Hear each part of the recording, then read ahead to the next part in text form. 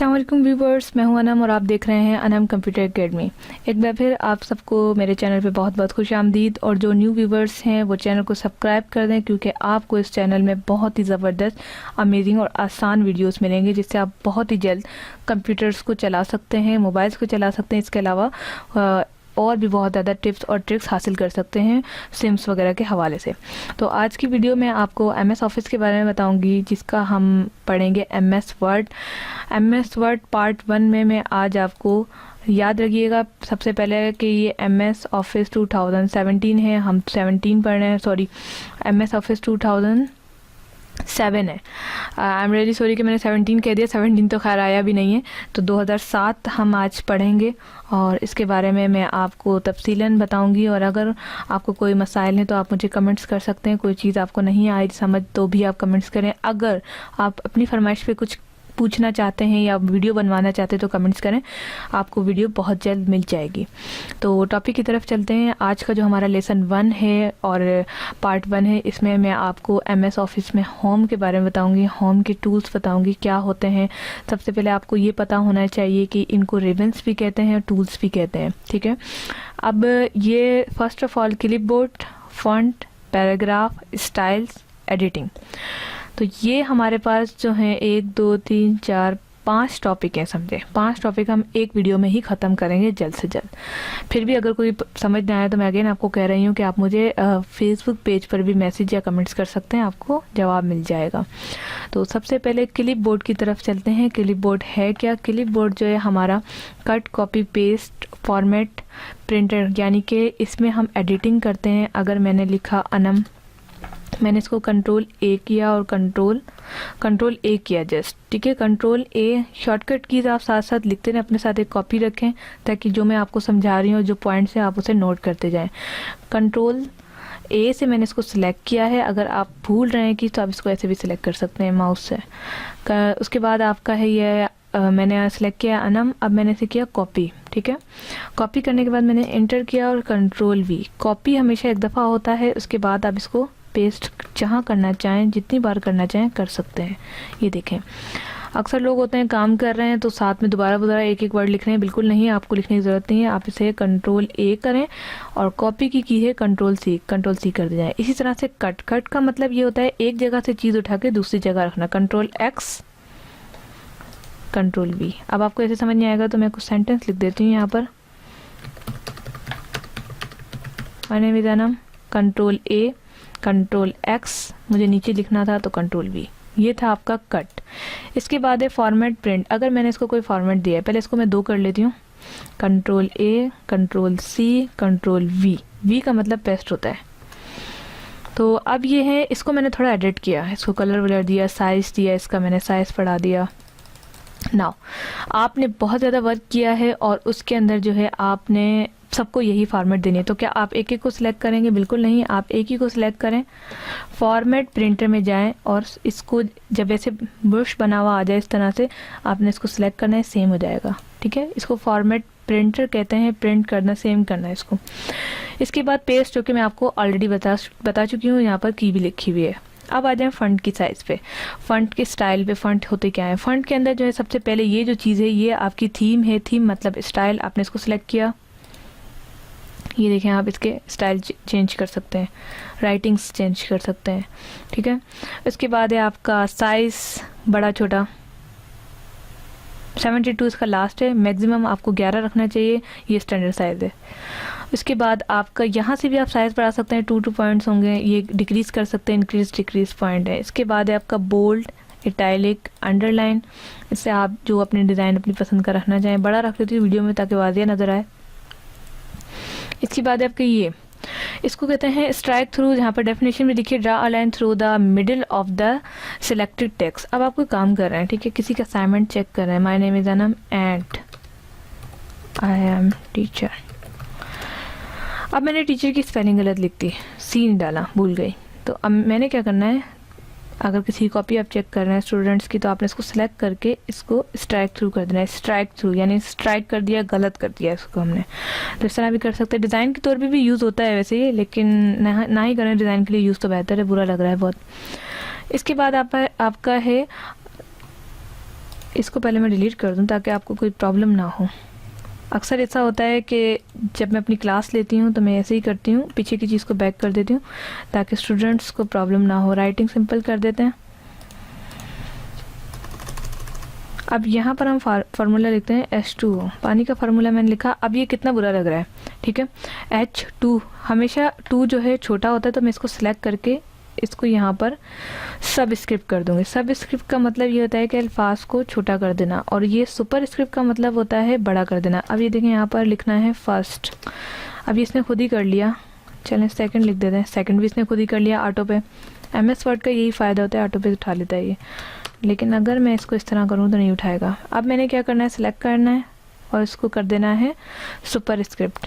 ये कर दिया, ये देखें इस तरह ST आ गया। ऑलरेडी वैसे तो इसमें ऑटो सिस्टम है, फर्स्ट लिख रही हूँ तो आ रहा है, लेकिन आपको नॉलेज होना चाहिए कि इसमें सब स्क्रिप्ट सुपर स्क्रिप्ट में क्या फ़र्क है। तो ये था आपका सब और सुपर स्क्रिप्ट। इसकी डेफिनेशन पढ़ना चाहें तो नीचे पढ़ते हैं। Create a small letters below the text and create a small letter above the line of the text, ठीक है। अब चलते हैं आगे, जिसपे आपको सेंटेंस केस में आपको सिखाऊंगी कैसे चाहिए। Sentence case, lower case, upper case. अब आपने क्या किया, एक बहुत ज़्यादा लिखा,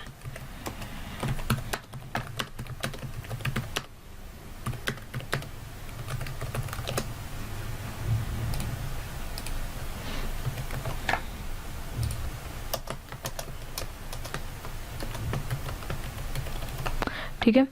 इसमें कुछ चेंजेस भी कर सकते हैं आप। इस वक्त मेरे पास कोई आर्टिकल लिखा हुआ नहीं है, वरना मैं आपको उसमें दिखाते हुए मैंने कॉपी पेस्ट कर लिया ये। अब आप यहाँ पर देखें कि ये कौन सा केस है। यहाँ पर आप इसे अगर सेंटेंस केस बनाना चाहते हैं तो ये सेंटेंस केस बन जाएगा। ये ऑलरेडी सेंटेंस केस ही बना हुआ है। अब इसको कर देंगे लोअर केस। लोअर केस यानी कि सारे अल्फाज छोटे।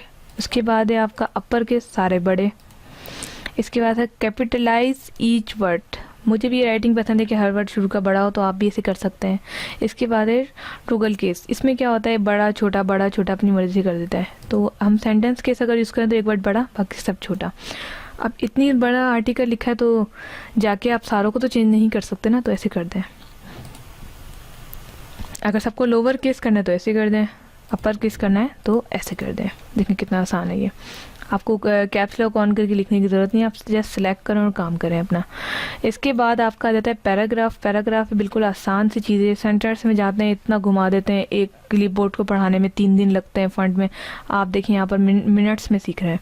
ओके, तो यहाँ पर आपने इसको सिलेक्ट किया। सिलेक्ट करने के बाद अलाइनमेंट्स इनको अलाइनमेंट्स कहते हैं। आप इसे अलाइन टेक्स्ट लेफ्ट कर दें, सेंटर कर दें, राइट कर दें और इसको जस्टिफाई कर दें। ये सारे जो है ना लेफ़्ट राइट के 3 होते हैं, आप यहाँ पर इसको कर सकते हैं। इसके बाद आपका है, हालांकि मुझे ऊपर से पढ़ाना चाहिए थे, मैंने नीचे से पढ़ा दिया, चलें कोई बात नहीं। यहाँ पर आ रही हूँ मैं। पैराग्राफ का मतलब ये होता है कि आपकी जो बीच के पैराग्राफ है वो कितना हो। 1.5, ये देखें सब में 1.5 का गैप आ गया। 2.0, 2.0। इसके दरमियान आप लिख नहीं सकते, ये याद रखिएगा।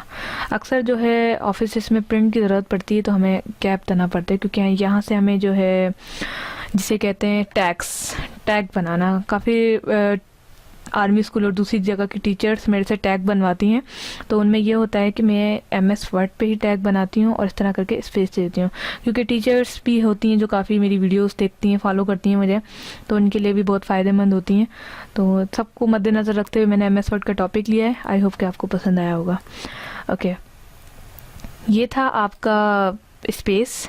इसके बाद आप कलर ये तो थीम कलर कहलाता है। जो जितना एरिया आपने सेलेक्ट किया उसको आप कलर भी दे सकते हैं इस तरह से। फ़िलहाल मैं नहीं दे रही क्योंकि टॉपिक ख़राब हो जाएगा। अब आ जाते हैं यहाँ पर, ये होता है हमारा बॉर्डर। आपके जब आप कोई चीज़ लिख रहे हैं उसको बॉर्डर में देना चाहते हैं तो इस तरह दे सकते हैं। बॉर्डर का काम हमारा उस वक्त आता है जब हम मार्कशीट वगैरह बनाते हैं। वैसे तो MS एक्सेल पे भी बना सकते हैं, लेकिन आपको नॉलेज होना चाहिए कि इसमें भी बॉर्डर सिस्टम है।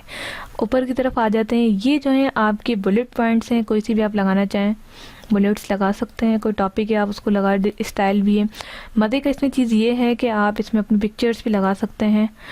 यहाँ पर जाके बिल्कुल पिक्चर्स ऐड कर सकते हैं, अपनी सैम्बल्स चेंज कर सकते हैं।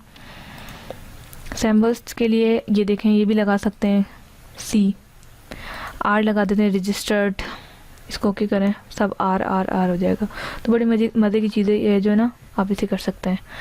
नंबरिंग लगाना चाहते हैं तो नंबरिंग भी लगा सकते हैं, ABCD 1 2 3 जो लगाना चाहें आप लगा सकते हैं। ये आपके बुलेट पॉइंट्स हैं। ये बुक्स जब हम क्रिएट करते हैं तो उसके लिए होता है ये, इसकी नीड बहुत कम होती है।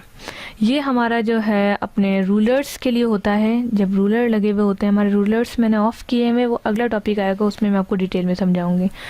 इसके बाद आ जाए, ये पॉइंट्स आपके इतने काम के नहीं है ना, इनका यूजेज होता है। स्टाइल्स, स्टाइल में ये होता है कि आपको बनी बनाई हर चीज़ मिल जाती है, बोल्ड इटैलिक अंडरलाइन करने की ज़रूरत ही नहीं है। ये देखें इस तरह से। चेंज स्टाइल, यहाँ से आप मज़ीद चेंज स्टाइल कर सकते हैं। एडिटिंग में आप फाइंड, रिप्लेस एंड सिलेक्शन करते हैं। फाइंड यानी कि अगर कोई वर्ड मुझे ढूंढना है, नेम, तो ये आपको फाइंड कर देगा। नेम जितनी मरतबा होगा ये आपको फाइंड कर देगा, ख़त्म हो गया। सिलेक्शन भी आसान है, सिलेक्ट ऑल यहाँ से कर दे। वैसे तो मैंने आपको की बता दी, अब तो इसकी ज़रूरत ही नहीं है। फाइंड हो गया। रिप्लेस का मतलब ये जो फाइंड किया है नेम की जगह लिख दें माय, नहीं इधर हम लिखते हैं फाइंड। इसको आप कर दें रिप्लेस ऑल, यस ओके।